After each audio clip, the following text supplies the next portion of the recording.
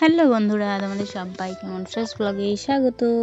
তো দেখতে পাচ্ছ এই যে আমাদের গরুর ওখানে কে দাঁড়িয়ে একটা আমার দাদু হবে পাড়ার। তো বাবা আজকে ডেকে নিয়ে এসে কারণ একটাই, গরুটা খুব দুষ্টুমি করছে, খুব দৌড় আর লাফালাফি করছে, তার জন্য নাক ফুটো করে দেবে আজকে, যার জন্য একটু জব্দ হবে আর কি।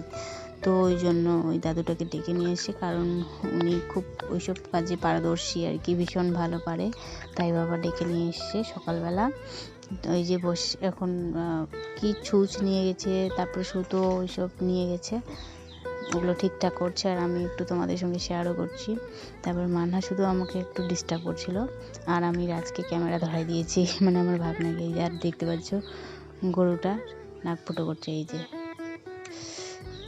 খুব ছটপটাচ্ছিল, যার জন্য এই ব্যবস্থা করা। বাবা ধরে আছে, মা একটু ধরেছে গাছের দড়িটা দিয়ে, আর খুব পিচ্ছিল লাগছিল, যার জন্য আমি একটা কাপড় দিলাম, সেটা দিয়ে ভালোভাবে করছে। যে দেখলে ফুটো করে দিল, যদিও ব্যথা লাগবে কয়েকদিন, তারপর ঠিক হয়ে যাবে।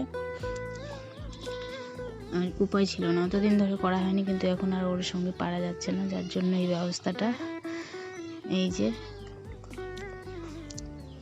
খুব শক্তিমান গরুটা আমাদের, ছটফটায় লাফায়, বেঁধে নিতে যাবে তো মনে হয় তোমাকে নিয়ে দৌড়ে চলে যাবে, এরকম অবস্থা।